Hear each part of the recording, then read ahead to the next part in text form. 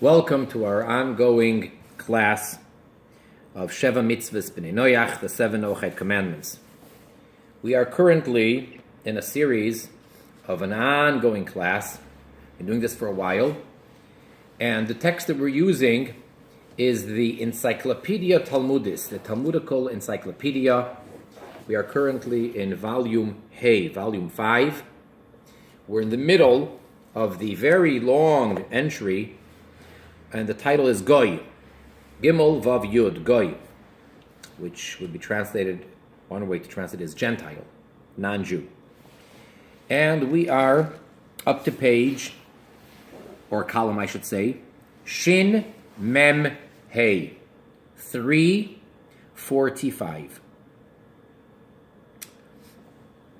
And we're in the middle of discussing what things is your typical, average, non-Jew suspected of transgressing or of doing, and how that relates to the Jew's interaction with the non-Jew.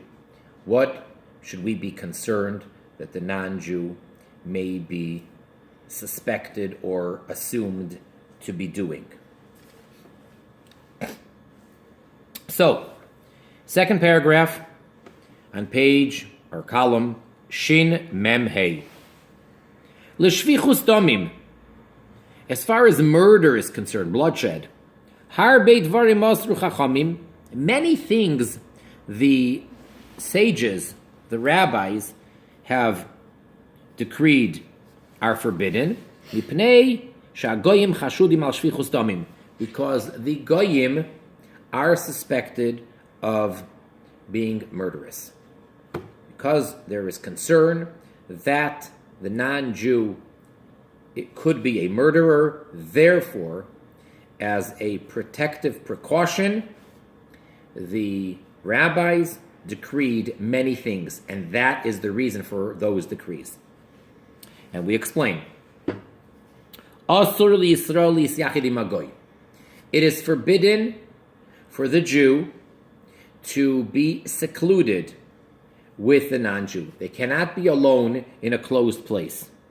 Mipnei shechashud al shvichus damim, and that is because, as we said, the goy is suspected to be a murderer, and therefore the Jew who will be alone with this non-Jew is actually putting his life in danger.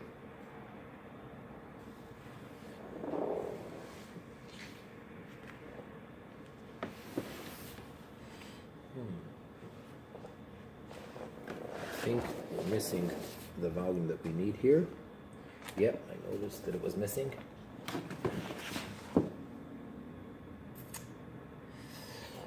Yeah, it's the one volume that we need of the Shulchan Aruch.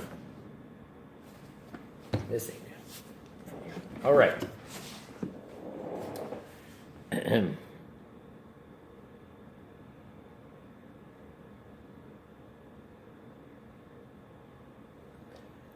Can you hand me the Rambam up there of the book of... Actually, I have it here. A moment. Here. Let's see if I have it.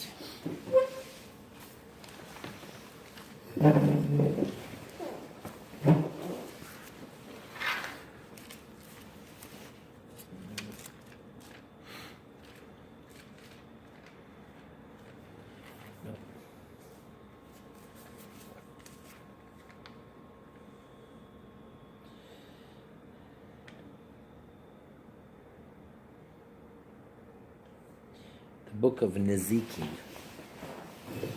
I could find it there.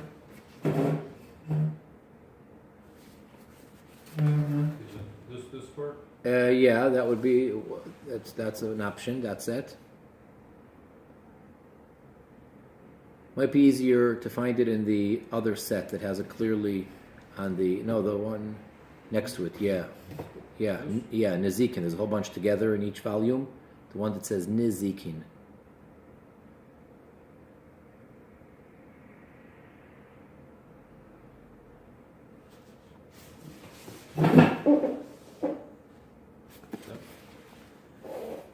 You got it, thank you. Very good.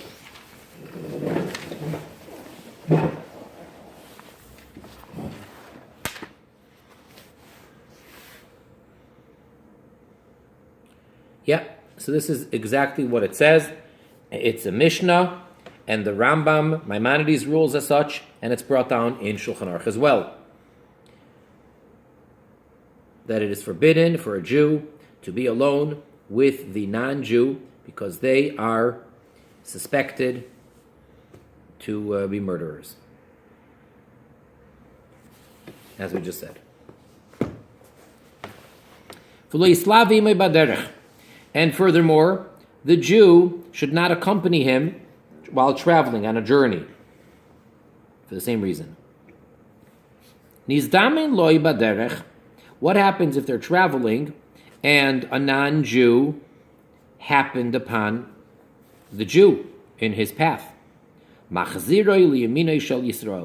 So the Jew should work it out to make sure that he has the non-Jew to his right. So that in case the non-Jew wants to kill him, so the Jew will be able to extend his right hand and grab hold of the non-Jew and protect himself. Therefore, he should not walk in front of him, because he can obviously kill him that way. And if he'd be to his left, that's a little difficult to protect yourself. So the safest place would be that the non-Jew should be positioned to the right hand of the Jew.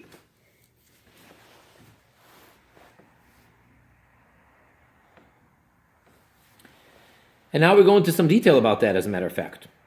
Rabbi Yishmael b'noi shel Rabbi Yochanan ben Beroika, Oimer.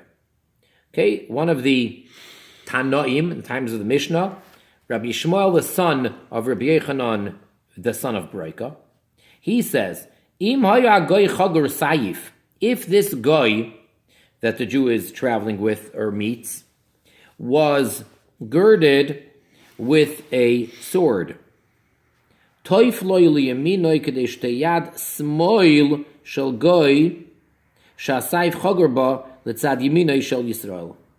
So then the Jew should position himself in a way that the left hand of the guy, which is where the sword is, because presumably he would go extend his right hand towards his left and pull it out.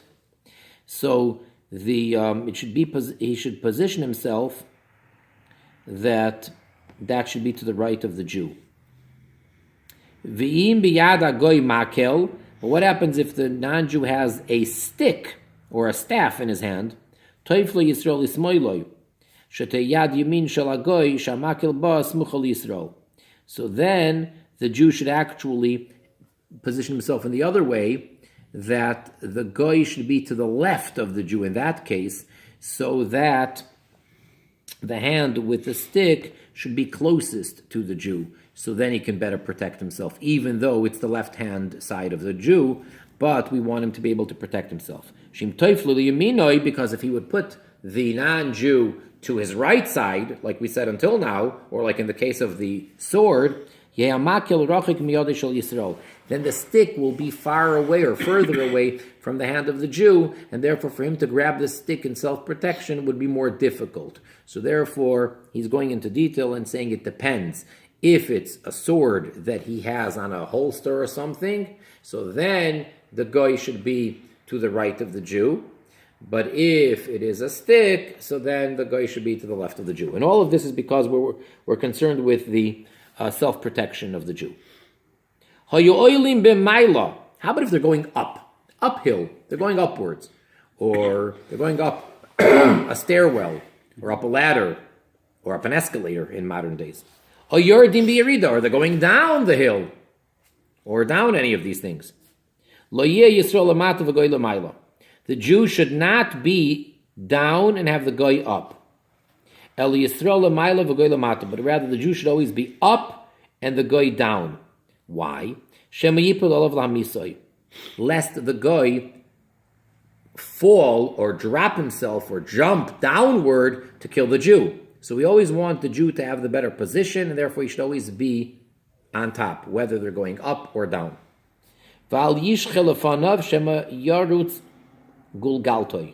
also the Jew should not bend down in front of the goy, lest he smash his skull.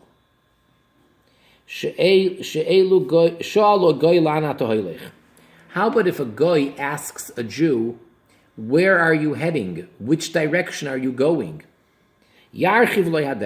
So he should broaden, the answer should be a very wide-ranging answer. And if he needed to travel the distance of 1 parsa, which let's say that's about 2-3 miles, so he should double that amount and say, I'm going to, and say it 2 parsa. And we find this actually biblically, that Yaakov, Jacob, said to his twin brother Esav, Esav wanted to join Yaakov and family, and he said, look, we're brothers, and look, we just made up after so many years, and we finally had this reunion. I want to stay with you, let's travel together. And Yaakov declined, and he told him, you know what? You travel with all of your property and your family and everything that you have, and you go to your mountain, Mount Seir, and you wait for me there, and then I'll eventually get to you. Well, he's still waiting. He never got there. And the point was that Yaakov did not want to even tell Esav which direction he's going. He wanted to keep him further and to distance the direction. So from there we learn out that a person, a Jew, should tell the goy something broader or further than his true intention. Be'isha. Now when it comes to a woman, this is a dispute amongst the Talmudic sages. Rabbi Yirmiyah said, Be'isha chashuva, when we're dealing with an important woman, an aristocratic woman, kreva lamalchus, for example, if the woman is very close to the government or to the royal family, ein chashash sheyarguha. So then, there's no concern that the goy will kill that woman, because they'd be afraid to. Uvemakim shein chashash shel arayos, muteres lisyachad im hagoy. And therefore, so long as there's no concern of any promiscuity, so then that Jewish woman would be allowed to be in seclusion with a non-Jew. Because basically there are 2 reasons, 2 concerns as to why we may not allow a Jew to be alone with a non-Jew. Right now we're discussing because of murder, because they would shed blood. The other concern would be that they may act inappropriately, and there may be promiscuity. So in a case where that's not a concern, and this woman is close to the government or to the royal family, or she's someone important, so then she would be allowed to be alone with a non-Jewish man, because neither of those 2 concerns would apply. If the Jewish man is of the government, would that also be assumed that he'd be protected, or? Yeah. Mm-hmm. Yeah. That's one opinion. The Rav Idi Omar, and then you have another opinion who disagrees with Rabbi Yirmiyah, a colleague of his. Rav Idi, he said, "Shebechol isha ein chashash shel shfichus damim." Every woman and any woman, there is no concern of murder, even if she's not an important or aristocratic woman or anything of that nature. Any woman, we're not concerned. Sheisha klezena aleha, because as the Gemara says, the Talmud says, that a woman she's fortified with her ammunition. She has her weapons with her. What does that mean exactly? Yesh mefarshim. There are those commentators that explain klezena. What does it mean? Her weapons. Hainu shagoy yavoy oleha v'lo yahargena. Meaning to say that by the very nature, the goy would rather have relations with her, and therefore he wouldn't kill her. Because if he kills her, so then there goes that opportunity. And therefore, so all we have by the Jewish woman, the only concern and worry is the promiscuity. And therefore, if for some reason that's not a concern, then there's no concern of murder. So murder is never a concern, according to Rav Idi.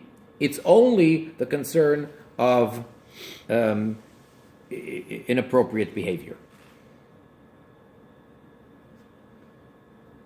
V'yesh mefarshim, and then there are other commentators.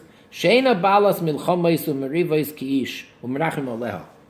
Others explain, what does it mean that her weapons are always with her? That she's not a threat to them, since it's not the normal way for most women to be fighters and to go out to war. Therefore, the guy would not kill her in the first place, and therefore she's safe. Because he's only going to kill someone who would be a potential fighter, which would be a man. And therefore they have mercy on her. So the guy would have mercy and not kill her. Uleperusham b'isha sheina kreva l'malchus l'Rabbi Yirmiyah asura lisyached afilu im hanoshim shema yarguha. Okay, so now, according to this explanation, so then if we follow the first opinion of Rabbi Yirmiyah, that it only applies to a woman who is close to the government, so how about a woman who's not close to the government? Then it would be forbidden, according to Rabbi Yirmiyah, for this woman to be alone, even with other non-Jewish women. Why? Because we're concerned that they would kill her. And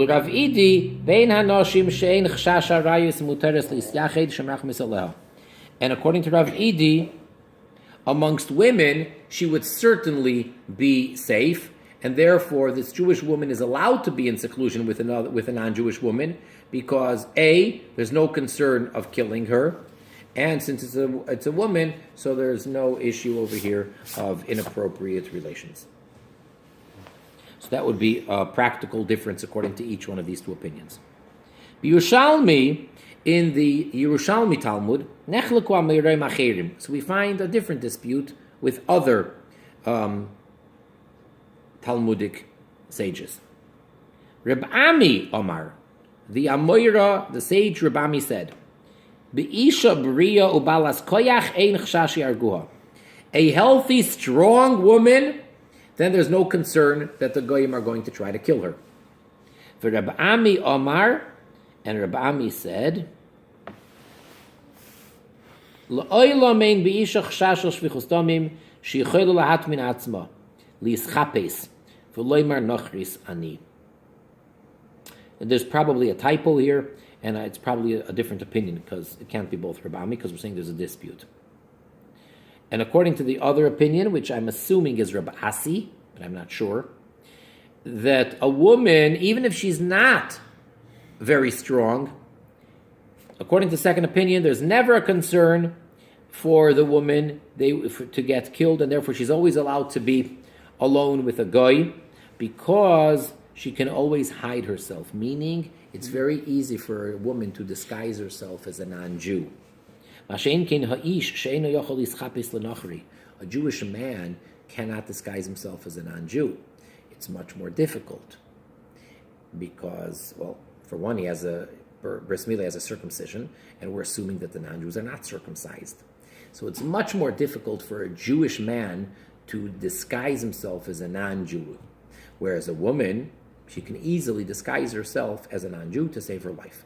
So therefore, that opinion says that the whole thing never applies to women, and Jewish women are always allowed to be with goyim, and they don't have to be afraid, because they won't kill them because they can disguise. Next, we're on the second paragraph in Shin Mem Vav 346. It is forbidden to sell, for a Jew to sell to a non-Jew, things which are liable to bring about, to cause murder. Therefore, it is forbidden for a Jew to sell to the non-Jew any type of weapons. No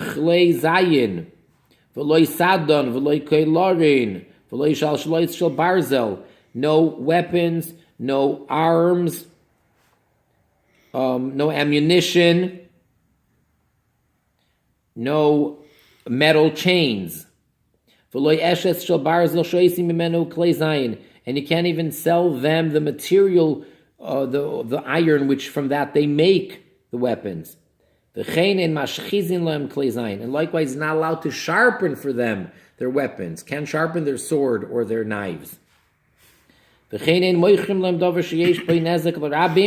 likewise, it is forbidden to sell to the goy things which, by nature, can cause harm to the public. For example, bears and lions. A Jew can't sell a bear or a lion to a non-Jew. And likewise,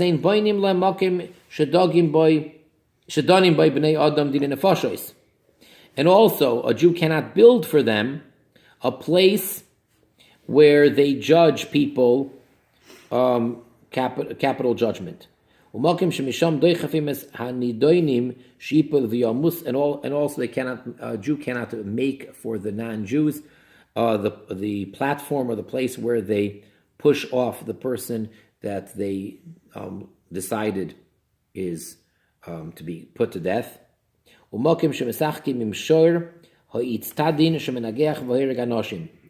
the place where there are the arena or the stadium where there are bullfights.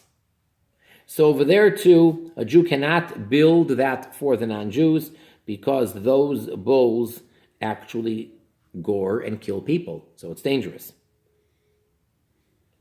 How about selling protective things? Not offensive, but defensive weapons. B'mechiras trisim, selling a shield. Ha'asuyim lahagana, which are made strictly for protection for oneself. Nechleku tanoim, this is a dispute amongst the Mishnaic sages. Yesh oisrim, some say that's also forbidden for a Jew to sell a shield. Shemachshilam shekeshekolim kleazayin horgim betrisim. And the reason for that is because when they finish using their weapons, they're out of arrows, or they have no more the sword or the knives, they then will use the shield to kill. So therefore, they hold it's forbidden. V'yesh matirim, and then you have those that say that it is permissible to sell them shields. Halacha shemutar, and the halacha is, the final ruling is that it is permissible for a Jew to sell a shield to the non-Jew, or anything like that which is protective. A place where Jews live amongst the non-Jews. And they made a treaty, a covenant. So then the Jew is allowed to sell weapons and arms to the governing body because there's a treaty and they're going to protect this Jew from others. Because this government, this army, they are going to wage a war against others. So it comes out that they're actually protecting the Jewish citizens, the Jewish inhabitants of that land. So therefore it would be permissible for the Jews to supply the arms in such a case.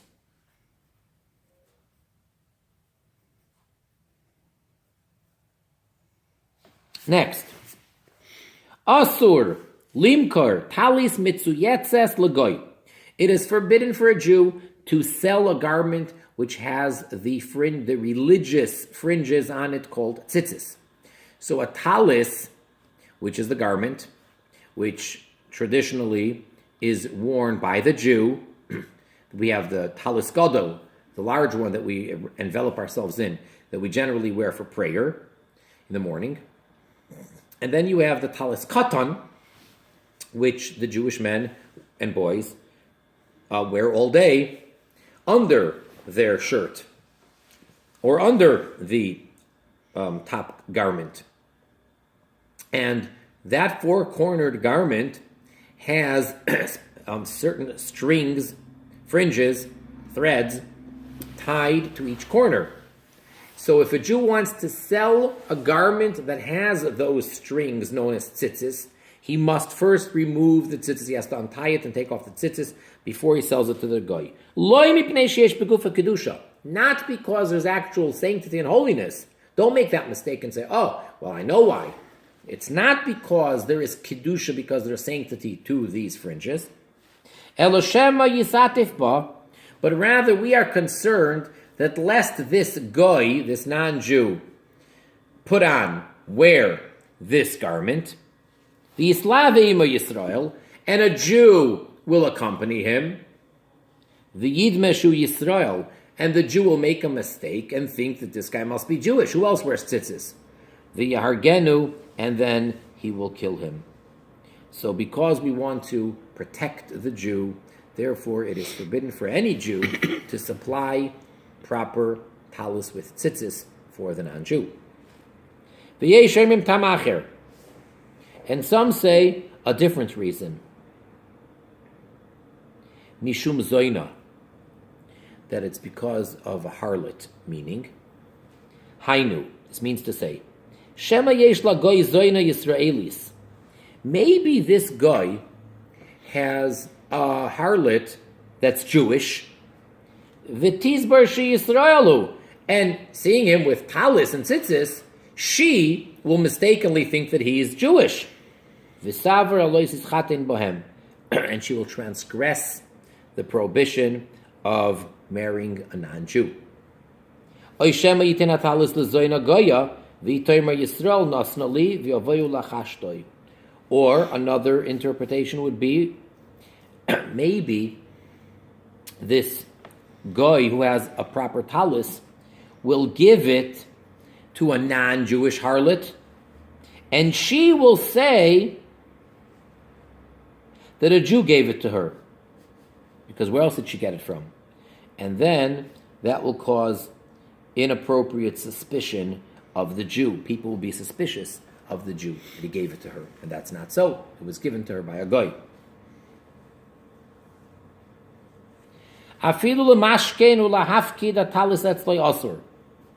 Even to give it as security, as collateral for a loan or something, or to deposit it for safe keeps or something like that, is also forbidden.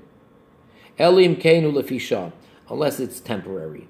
But indefinitely you can't. But if it's for a very specific temporary period of time, then it's all right.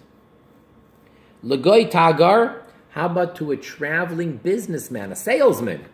A guy who's a salesman. Can you give it to him?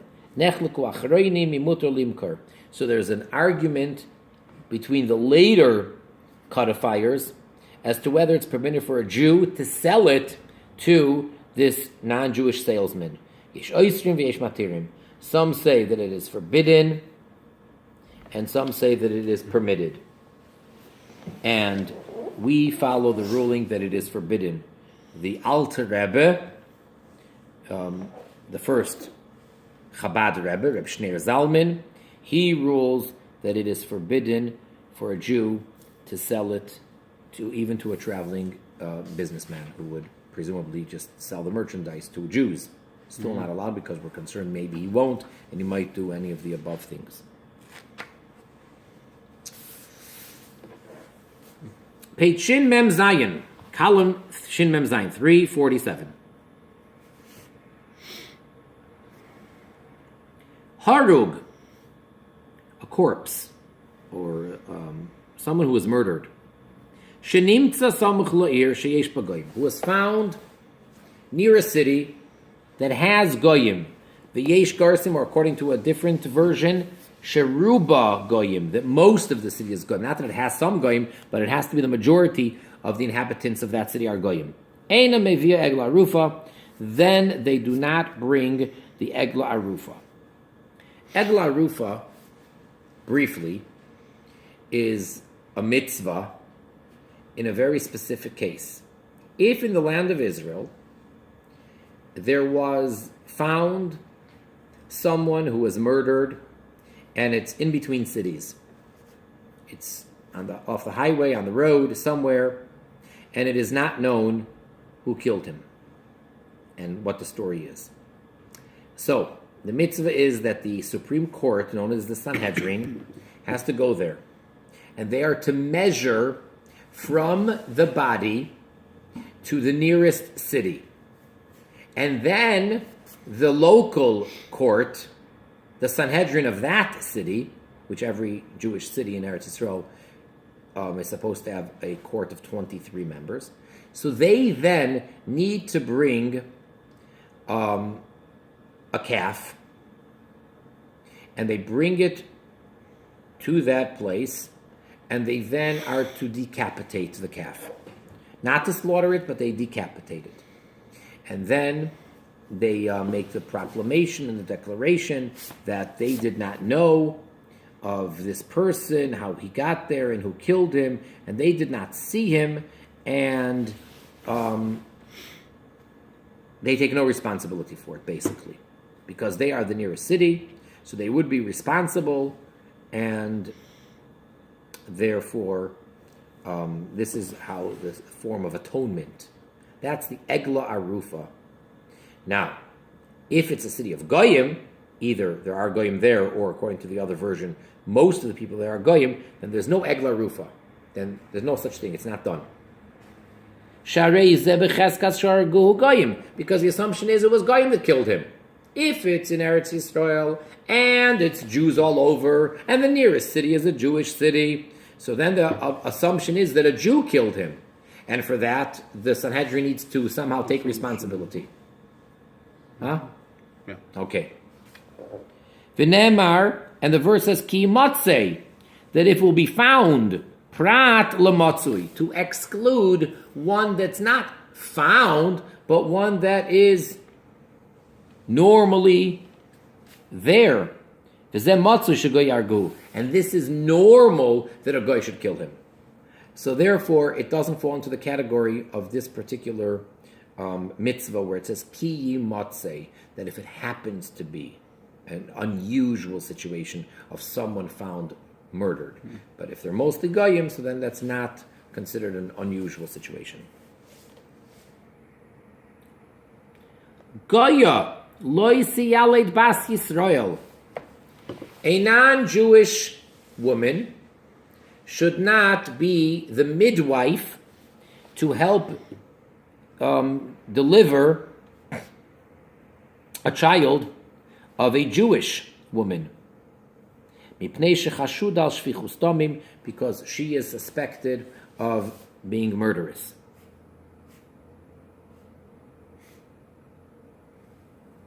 How about if she's wise, this Goya? Hainu, meaning to say mumchis. She's a professional, she's an expert. Yesh matirim, then there are those that say that it is permissible to have a non-Jewish midwife for a Jewish woman. Shloi teira umanusa, because she would surely not jeopardize her position, her profession.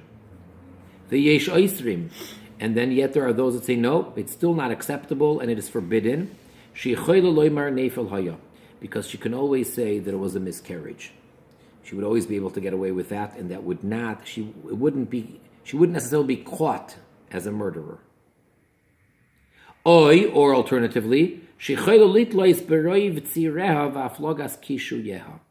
or she could say that it was because of the tremendous birth pangs and that the woman was just having too much difficulty and the baby died at childbirth.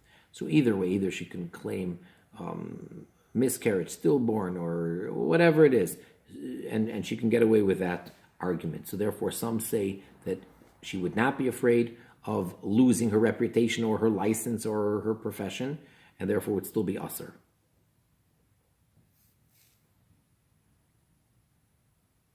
V'nechleku tanoim.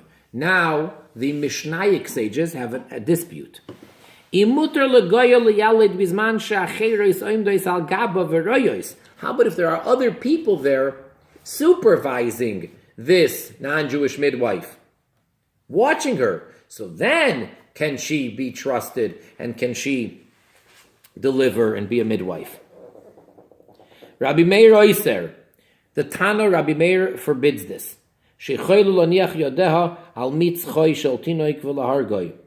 Because she could still put her hands on the forehead of the infant and kill him. And even though there's people watching, they wouldn't be able to tell that she murdered the child purposely. And the majority of the sages permit it since there are people supervising, so then it would be okay. Halacha kachachamim. The halacha is like the chachamim, that it is permissible.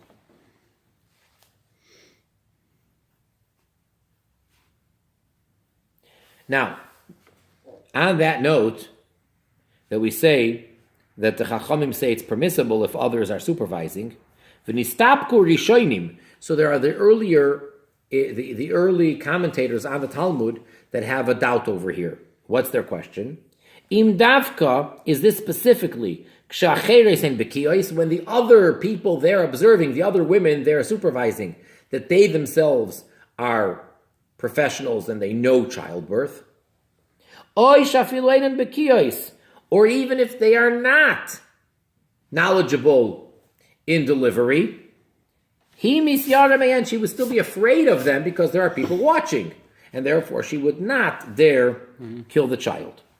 So that's a question. And therefore,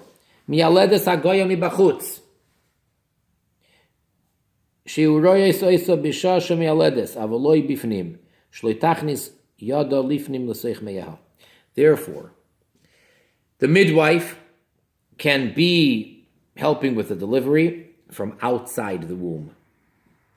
And they have to see her at the time of the delivery. They have to watch this midwife. But she cannot be inside, meaning she cannot place her hand inside the womb to supposedly help the woman, so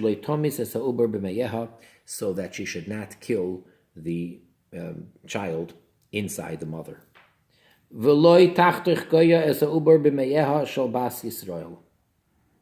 And also, a non-Jewish woman, the midwife, should not be the one to cut the child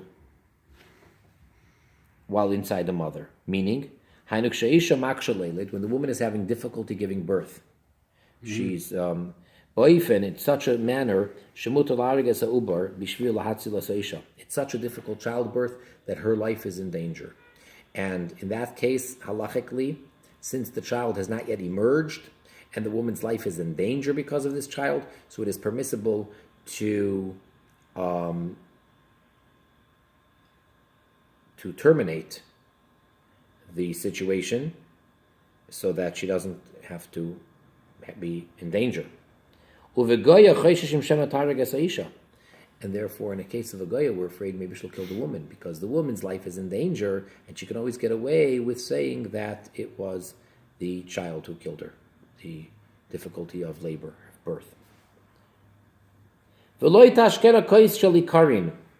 also, the non-Jewish midwife should not give her to drink any type of substance which would make her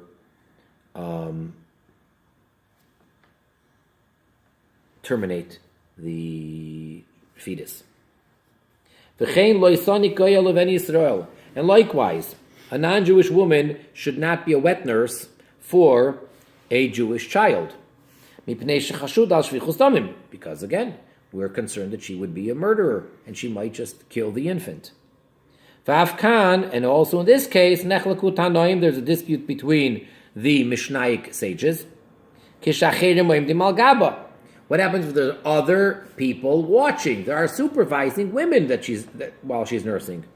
Shabi Meir Oyser, Rabbi Meir says it's still forbidden.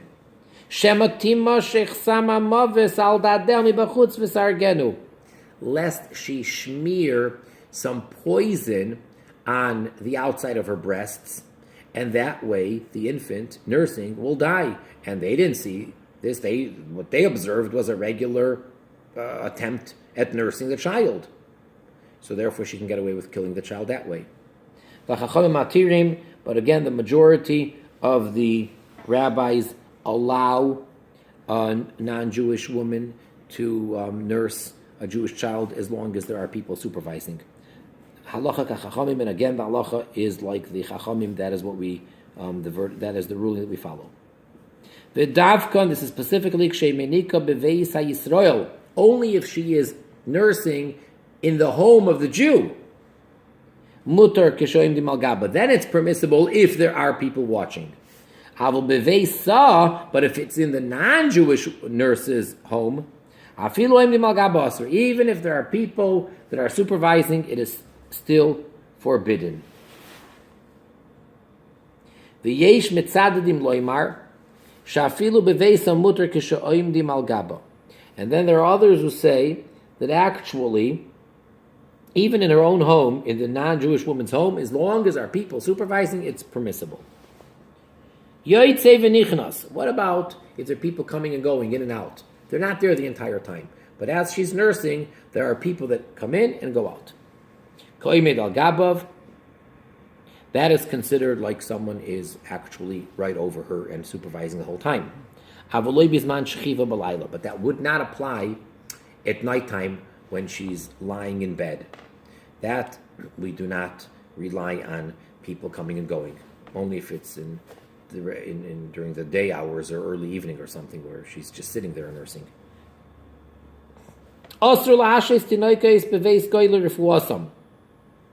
It is forbidden to leave infants or children in the house of a goy for their healing, to heal them, like in a hospital or a doctor's place. Because again, they are suspected of murder. Besides the additional concern that they may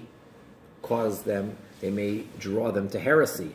They may try to explain to them, to get philosophical with them, to try to teach them and take them away from the Jewish religion. So that's another issue of why it is forbidden to leave little children alone with the non-Jews.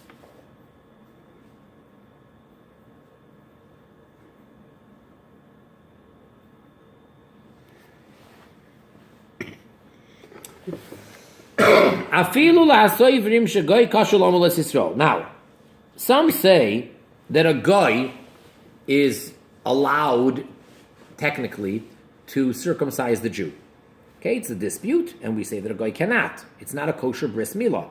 It's not a kosher circumcision if it was the guy who did it. But even according to those who say that it would be kosher, it doesn't have to be a Jew to do the bris. We're not allowed to allow the non-Jew to circumcise. Again, because of the concern of murder. And what about if there are people supervising? This is again a Tanaik dispute. Rabbi Meir says it's forbidden because he can actually twist or tilt or move the knife in such a way where he can actually make the Jewish child, sterile, or make him unable to have children. The Chachamim matirim, and the Chachamim allow for a non-Jew to circumcise as long as there are people supervising. They allow the non-Jew to do the circumcision as long as there are people supervising. Next, ein mistaprim me'agoy. One is not to take a haircut from a goy. because they are suspected of killing. So we're afraid that the guy comes into the barber, and the barber will actually take the razor and kill the Jew. How about in a place where there are people there? For example, it's on the sides of the public domain, or nowadays that would be a barber shop, which is a storefront. You don't have to go into some, back room with the curtain closed or the door locked. So in such a case, nechlaku tanoim. Again, we have the same dispute of these tanoim. Rabbi Meir oiser. Rabbi Meir says it's still forbidden to get a haircut from a goy, even in such a situation. Shema yachtuch tzavar besar, lest the goy slit his throat with the razor. After all, he's using a razor. That's part of the job, and he's allowed to have the razor, and it's expected. And the Jew is letting him cut his hair, and he may just quote unquote slip. And the Chachamim permit this. They allow a person to get a haircut by a goy in public. Halacha Chachamim, and again, the ruling is like the Chachamim. Ella, just, sheyesh me'arishenim shekasvu, that there are amongst the earlier commentators that wrote, shebeta'ar, that with a razor, sheshchiach boyhezek, which it's common for it to do damage. Razors are sharp and dangerous. Yesh lachmik Reb Meir, in such a case we should be strict like Reb Meir, even though we ruled like the majority of the Chachamim that it's permissible, but still one should be strict like Rabbi Meir and not allow it. Uvemisparayim, but if it's scissors, yesh lakil kishayesh imoy acher, then you can be lenient as long as there's someone else with you over there. If the Jew is not by himself, if there's someone else there, and the non-Jew is giving a haircut using scissors, not a razor, then it would be okay. However, the custom actually is to be lenient even if he's using a razor. So the bottom line is that even if the guy is using a razor, but because it's in a public place, so we allow it.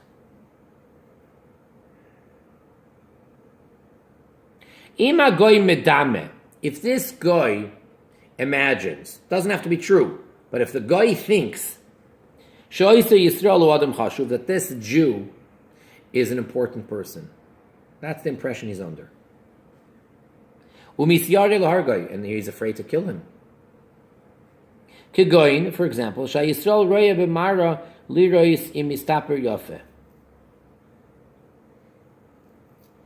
Jew is looking in a mirror to see if he's getting a proper haircut. Which apparently in the olden days, that was just what very aristocratic or important people did, looking in the mirror to see if he's doing a good job. So this Jew is looking in the mirror. Then you'd be allowed to get a haircut from this guy, because the guy would be afraid to kill the Jew because he is an Adam Chashuv, an important person, even though he may not really be, but because he gave that impression, so that's the main thing.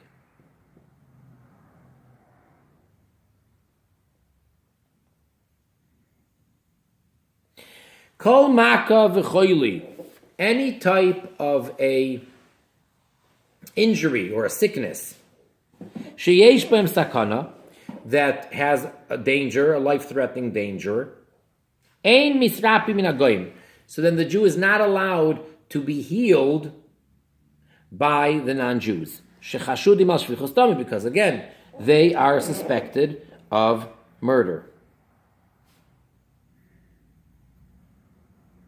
Vafilu safik chai safik meis. Now, even if it's a situation where we have a doubt as to whether he's alive or dead, she'ein hagoy choishish lahargoy, so the goy would not be concerned to kill him. She'einoi meira atzmei bekach, because the guy would not want to give himself a bad name that he killed. So therefore, we're not concerned that he might kill.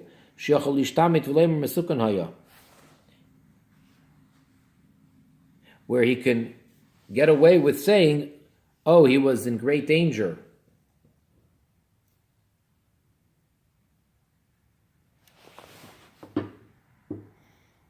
Im vadei hu sheyamus, if it's certain that this person would die. Im lo yisrape, if he won't be treated right away. V'nisyashu mimenu shichye, and they gave up on him surviving. V'misrape safek yichye, and if he will be healed from this, it's a doubt as to whether he'll be able to survive. Mutar, then it's permissible. Shein chosheshim b'oifen kazeh l'chayesha. For in such a situation, we're not concerned with the temporary life.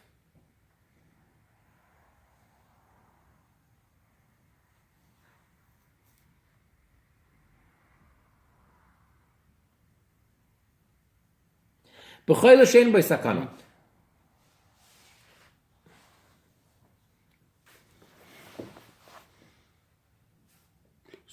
So if the person has a serious injury, it would not be permitted to take him to a non-Jewish doctor. But if he's very like right on the verge of dying, right, it would be permitted. Yeah, because if he doesn't get healed, he's going to die if he doesn't get treated.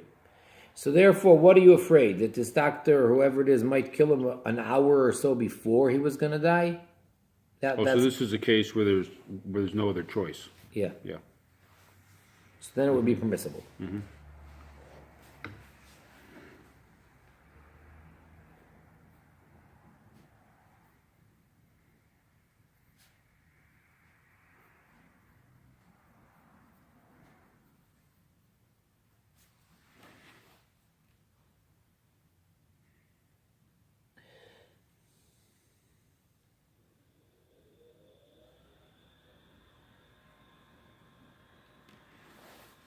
Yeah. How about if the person is ill, but his life is not in danger? It's not life-threatening. We have a dispute between the early commentators. There are those that hold that this case is indeed an argument in the Talmud. That Rav Yehuda forbids giving a Jewish body over to the non-Jews, even if there is no danger. Rabbi Yochanan matir, and Rabbi Yochanan permits it. And then yet they have others that hold that everybody holds that it's permissible, because it will be impossible for the guy to slip away if he kills him without ruining his reputation. The only thing is to draw blood from someone healthy, that's forbidden. Since he's healthy, and it's just painful, and you don't need to be a professional. Therefore, if he ends up getting killed, no one is going to say, "Oh, this doctor didn't know something." They're going to say, no, he would have died anyway. It's tragic, but he would have died in any case. You can't blame the doctor.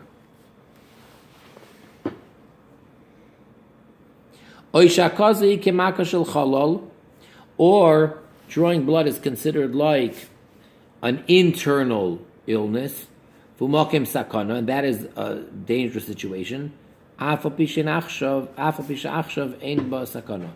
Even though nowadays there's no danger.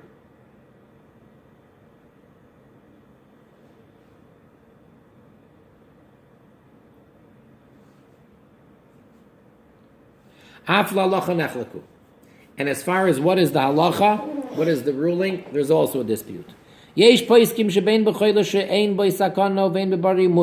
Some say that whether it's someone who's ill, who's not life-threatening, or someone totally healthy, it's permissible. And some say no, if the person's healthy and it's to draw blood, then it's forbidden. How about if there is danger, it is life-threatening, but the injury is not internal, but rather on the back of the hand or the back of the foot. So there's a dispute between two of the readings in the Gemara whether this is permissible. Shekevan shenirim b'chutz, since it's visible from the outside, im yirash mekalkel lo yasir esasam. If he sees that he's ruining it, that he's hurting him, so he will remove the medication. Oisha asur, or that it's asur. Halacha she'asur, and the halacha in fact is that it is forbidden.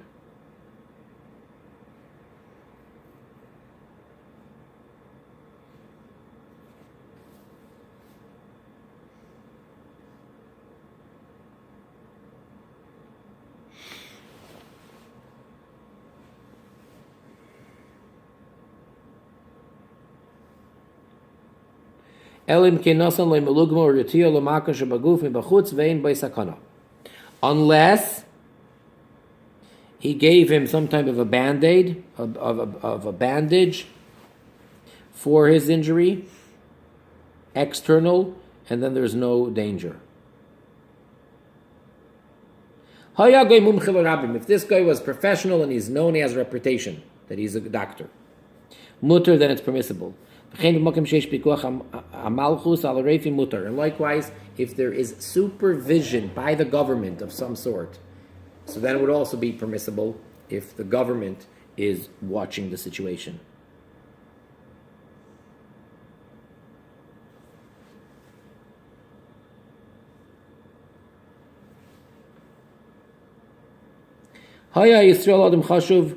If the Jew was an important person that the guy would be afraid to kill, then again it would be permissible. Unless the goyim are jealous of him, or this guy hates him, that we are concerned that maybe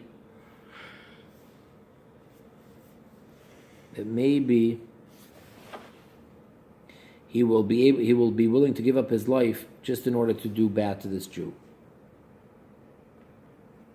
How about if he's getting treated for money? He's paying for treatment. Mutter, that's permissible, because the guy would be afraid to lose his money. He doesn't want to lose this job. So if he's getting paid, he's not going to have the guy die. And therefore they hold that the whole prohibition is only if he's doing it for free of charge. And then there are those that say it's forbidden even if he gets paid. If there were people standing over him supervising that they know medicine and stuff like that, then you have a dispute. Some say it's permissible just like by bris, and some say it's forbidden. Because by a bris, if he turns his knife the wrong way and tilts it, everybody will see. So he's afraid to do it. But in medicine, he will always be able to mess around and to slip away. Because there's a dispute between the doctors themselves which treatment, which medication is the best.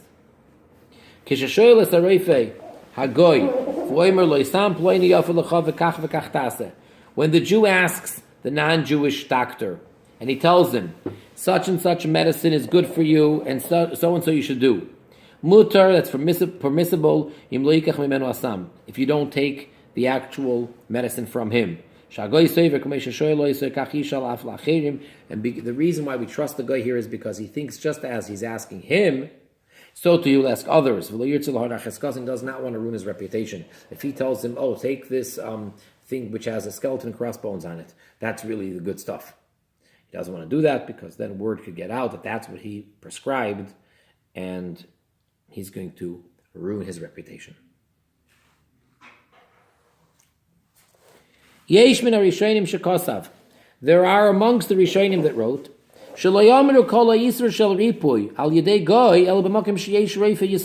that the whole prohibition of going to a non-Jewish doctor is only if there is a Jewish doctor available. But when there's no Jewish doctor around, so then they say, of course, he has to go get healed, get treated by the goy.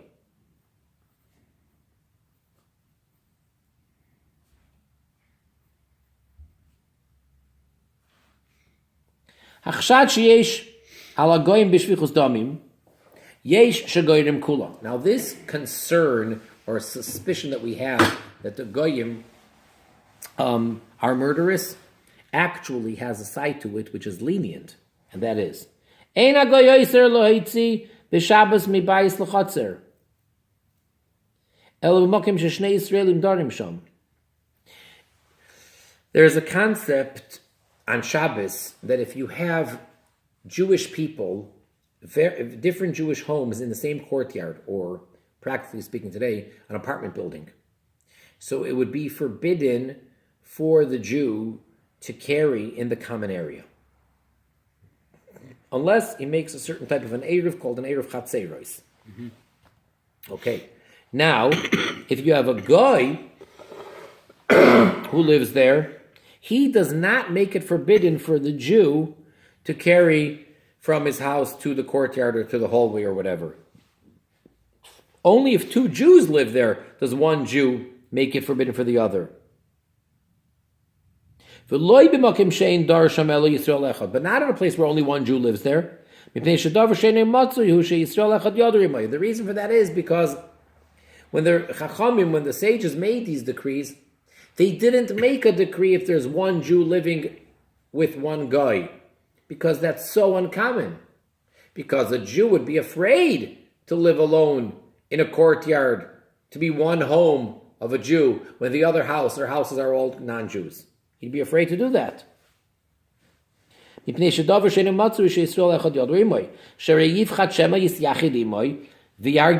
the Jew would be afraid maybe he'll be stuck in seclusion with this guy, and he'll kill him. They already said that you're not allowed to be alone with a guy.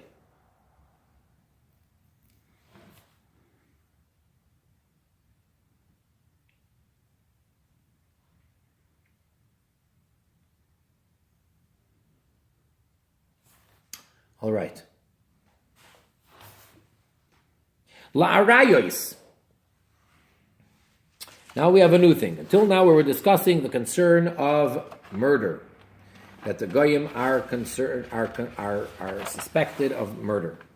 What about inappropriate behavior, promiscuity? Roiv goyim perutzim barayos. Most goyim, as the rule is, they are immodest.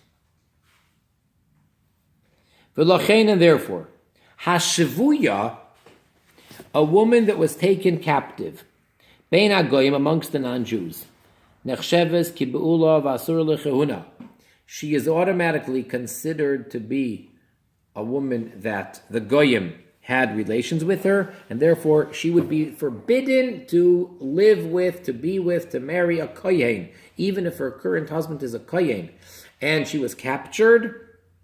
She is considered to be one who had relations with a goy, which makes her forbidden for any kohen. Ve'in l'ksuba ki besula elu kivula, and from that point on, if and when she were to get married, her ksuba is not one of a virgin, but rather one of a beula who had relations.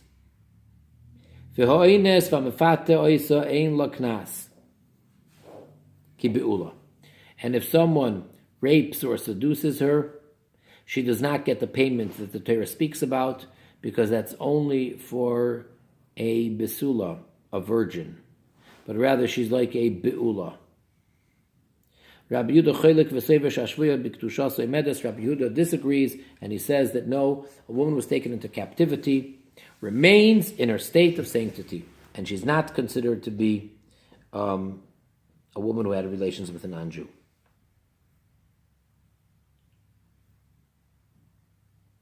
Kol goya haruya labia.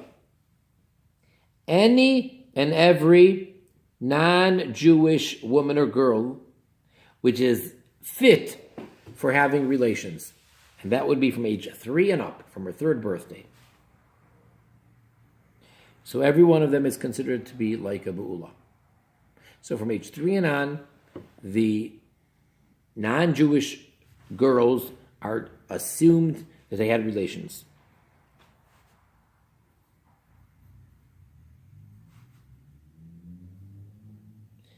Mipnei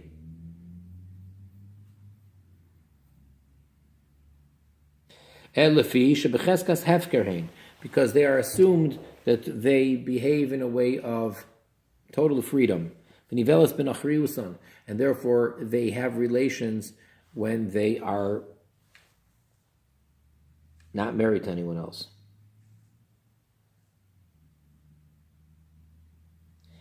Bein b'negel ksuba k'shtizkayer uvein linyan knas shaloyin esumfate, and this has ramifications whether it is regarding the ksuba document after she converts. So we say, well, she's a be'ula, she's one who had relations, or the payment, the fine that the Torah says for someone who he has to pay if he raped someone or if he seduced her, but that has to be that she was a virgin.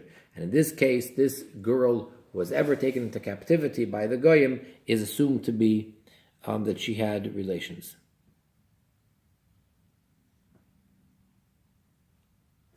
A Jewish woman should not be alone in seclusion with a Goy. Because they are suspected on having this inappropriate behavior.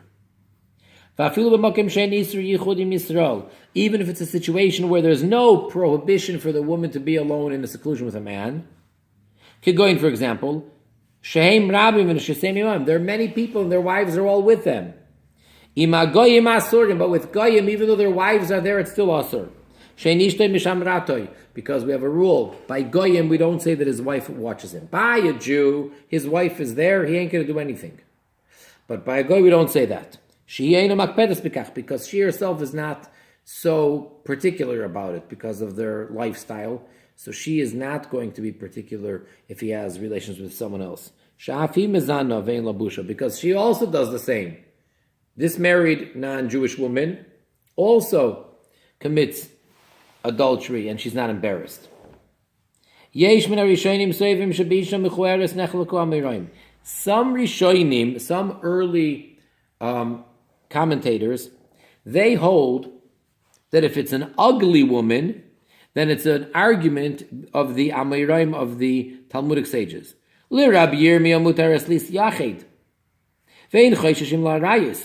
to Rabbi Yirmiyah, she's allowed to be in seclusion. And we're not concerned of promiscuity.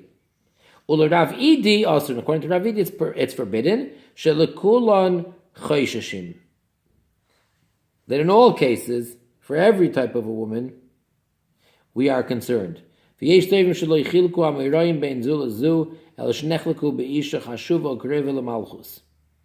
then others argue, and they say that the Amoraim did not make a distinction between one woman and another, but rather the argument is, like we said earlier, if she's an important woman who's close to the government. According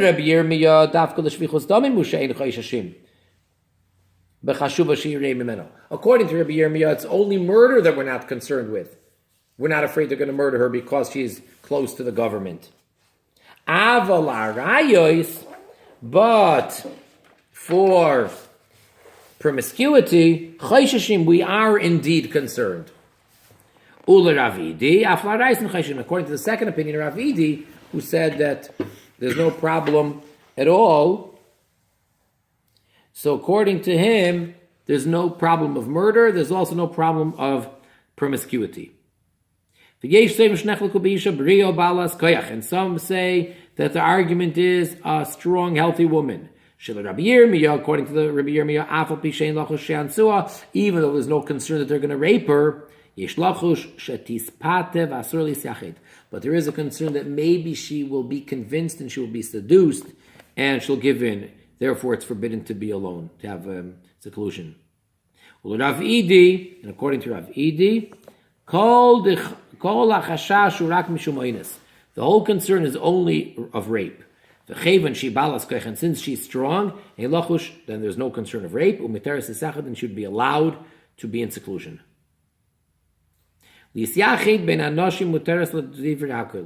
And what about being alone with the non-Jewish women? Then everybody agrees that would be permissible for her. Because even though the non-Jews are found by their friends' wives, they do commit adultery like that. But this woman is intelligent, and therefore, as soon as the guy comes, she will immediately leave. So being with a bunch of women would be okay, because as soon as a man comes, she would leave.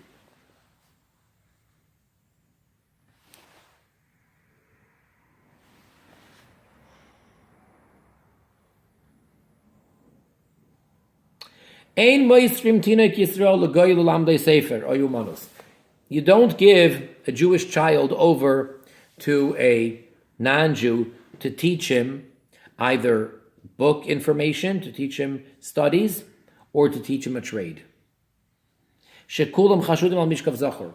Because all of the non-Jews are suspected of acting in a way of homosexual. And therefore, the Jewish child would be in danger. And furthermore, he may influence him with heresy. So if you're giving him over to a non-Jewish teacher, so we're concerned that he may not stick to the subject, but he may teach him other philosophy and take him away from the belief of the Jewish religion. Gazru tumas zival tinoik goy. The Chachamim made a decree of being impure even for a non-Jewish child, an infant. We say he may have had a certain discharge, which would make him tamei. And the reason for that is that a Jewish child should not be regularly found regular there, because again of the concern of homosexual act. There's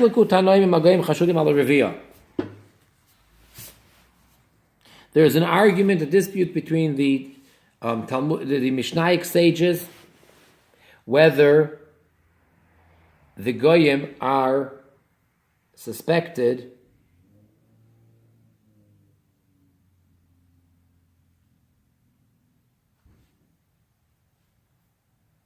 on bestiality. Bestiality. Yeah. Okay, so Rabbi Eliezer says, Paras chatos ein nikechas min hagoyim. The heifer, the cow that we need, we cannot buy from goyim. It's not just the cow.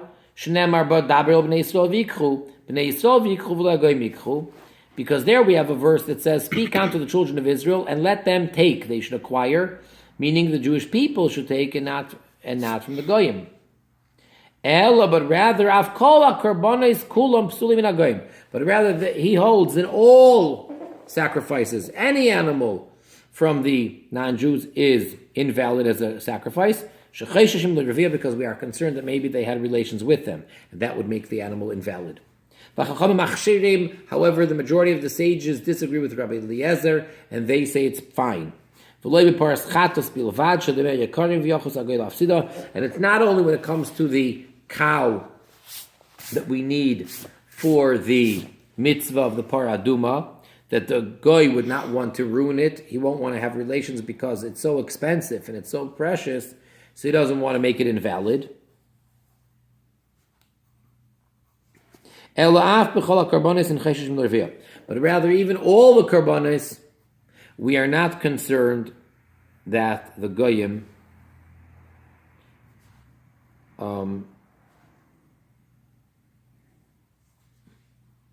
did anything.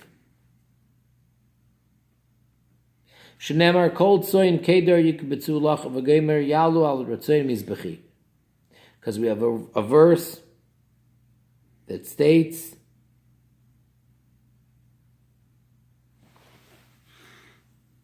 that all of the sheep will be brought onto the mizbeach.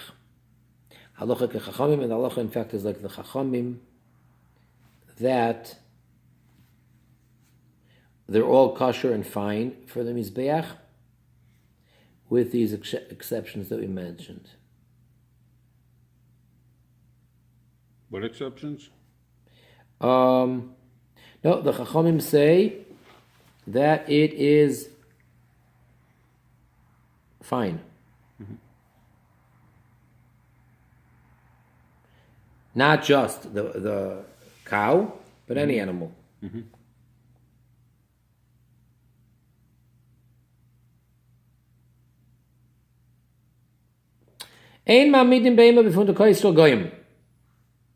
You're not allowed to place an animal in a stable or whatever, in a place of animals of a goy, because they are suspected of bestiality or whatever it's called.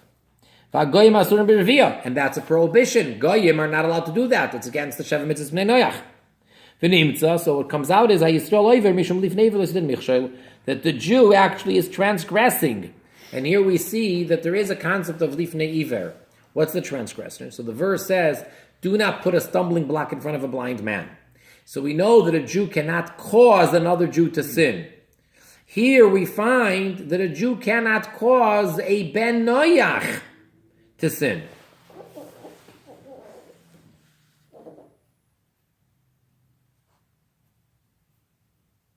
It makes no difference whether the animals are male or female. And it makes no difference who the owner of this particular stable or barn is, whether they are male or female. Because they're all assumed to be sinners. And they're found by their friends' wives. And therefore, when this sinner comes to this goya, to this non-Jewish woman, so perhaps he won't find her. He's coming to have relations with her and she's not there. So therefore he'll settle for the animal. Or maybe even if she's there and he finds her, it's more dear and precious, they're more attracted to an animal that's owned by a Jew than to their own wives. So that's the concern according to some.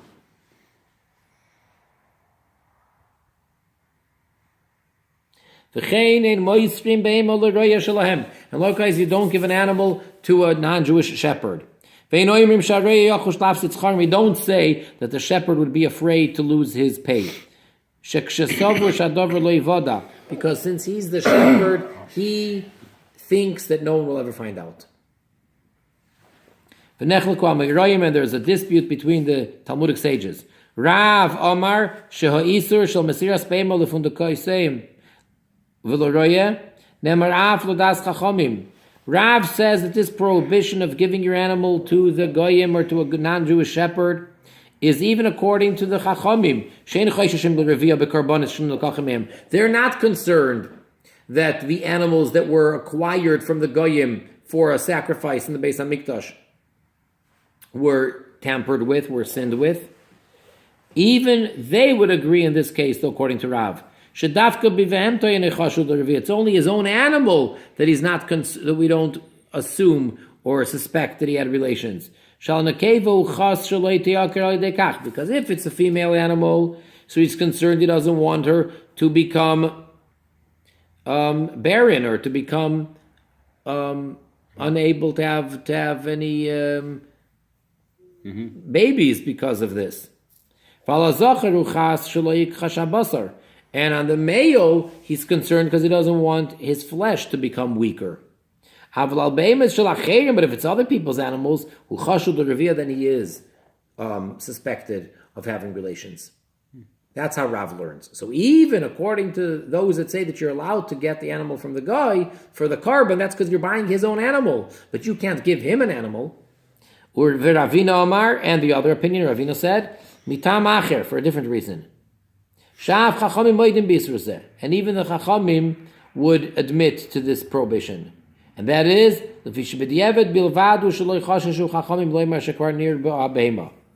that that it's only after the fact that the Chachamim say that we're not concerned and we don't think that maybe the animal was tampered with. But in the first place, we are concerned that maybe the guy will have relations with it. For Rabbi Pedas Omar, and the third opinion, Rabbi Pedas said,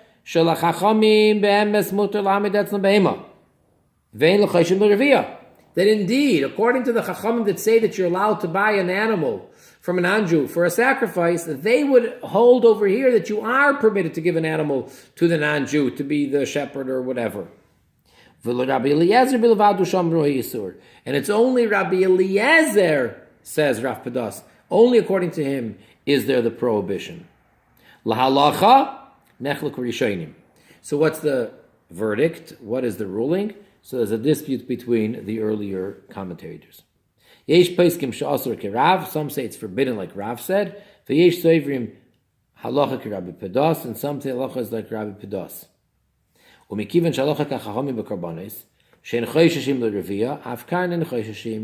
And since the halachic ruling is like the Chachamim when it comes to acquiring an animal from an non-Jew for a sacrifice, that's permissible, so too here there's no concern.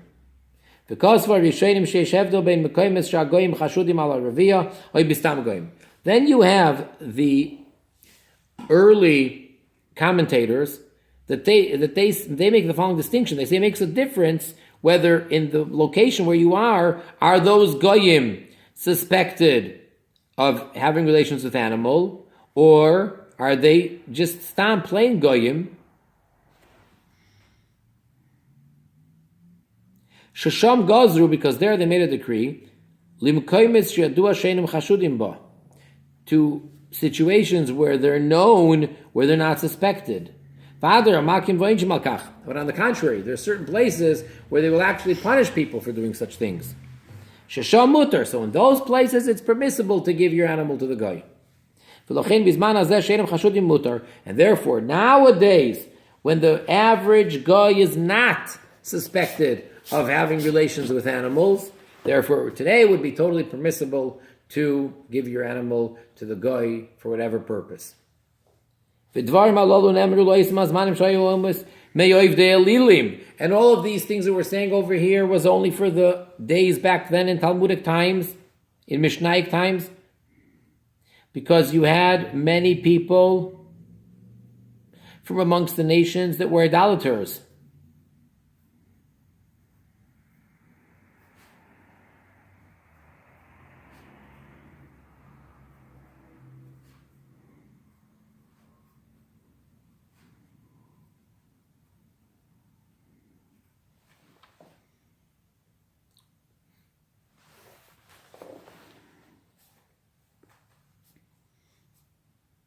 Because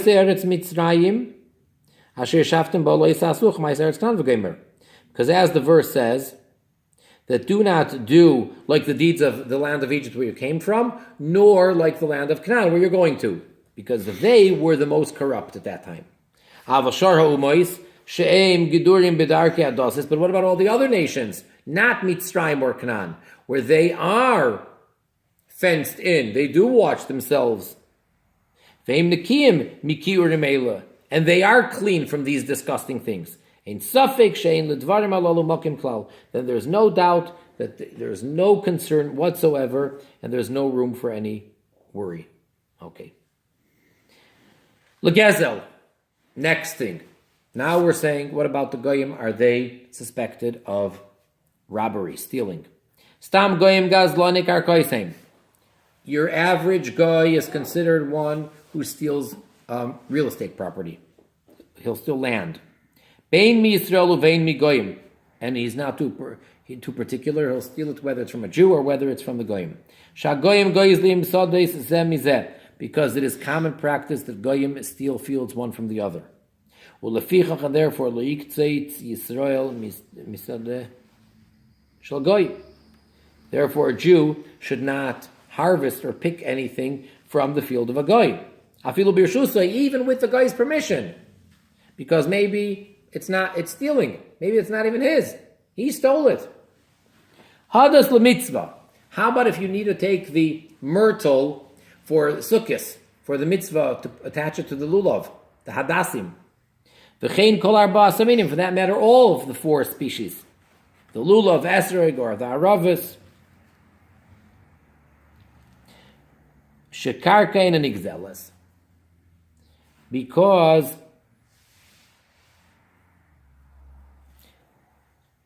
land cannot be stolen.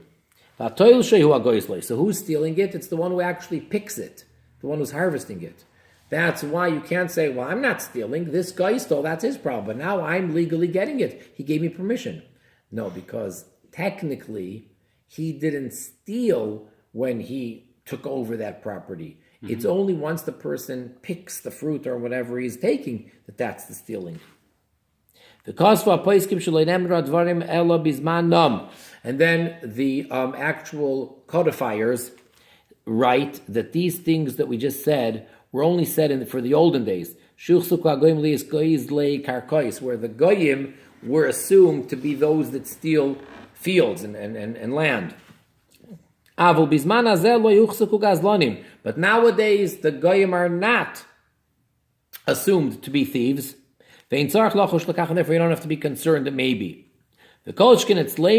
How much more so by us? That anytime you want to make such a transaction, it has to go through the government. Whatever real estate transaction. The dina de malchusa dina, and we have the rule, of course, that the law of the land is law.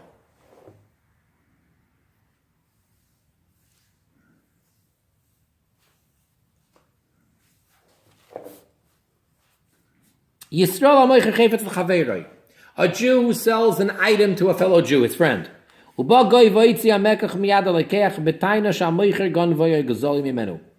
then a guy comes and he takes it away from the buyer with the claim that the original seller, the Jew, stole it from him. This is disputed in the Talmud. Rava or Rav Papa Omar. Rava or Rav Papa said, that if the buyer does not recognize that this item belonged to the seller. And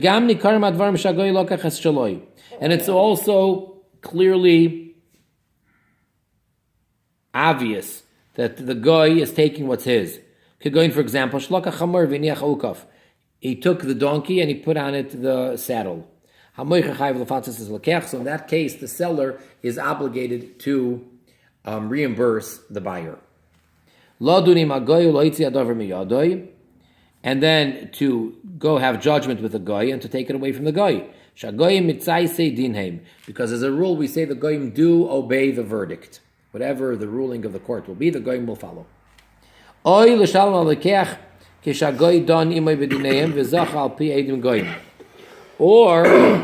to pay the buyer when the guy is going to have a case be judged with him according to their rules.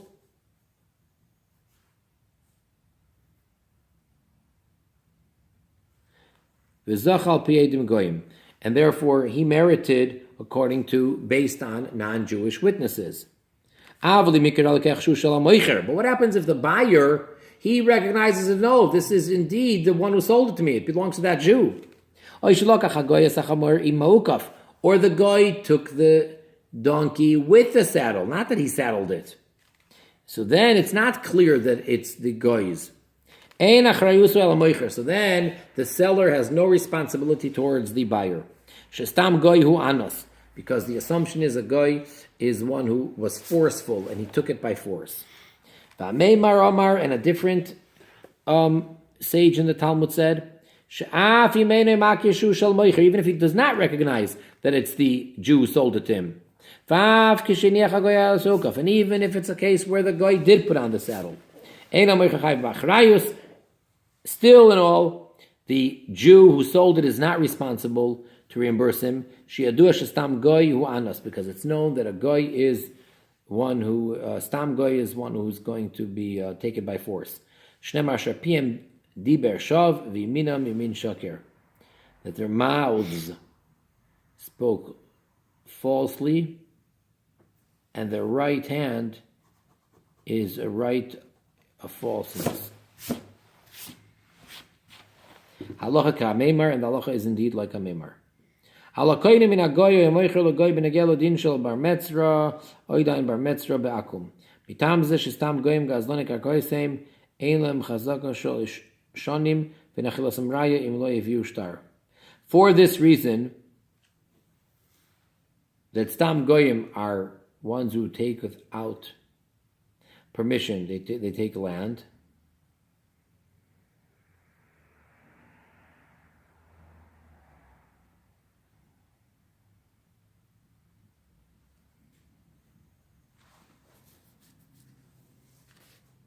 Therefore, since the goy, stam goyim are considered thieves,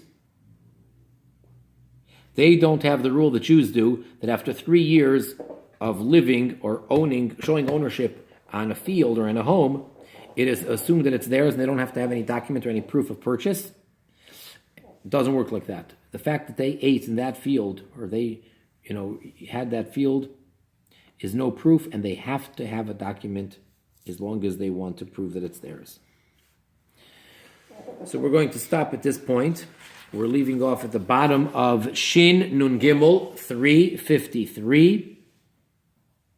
And we're up to the part that says Mechashash Limud Mimaisav, that certain things were decreed because we are concerned that the Jew should not learn from the behavior, from the deeds of the non-Jew. And we are actually progressing towards the end of this insert. So until next time, everyone, be well, behave, and keep all of the 7 mitzvahs b'nei Noach, and spread the word and the belief in Hashem, and may we all merit to greet and welcome our righteous Mashiach now.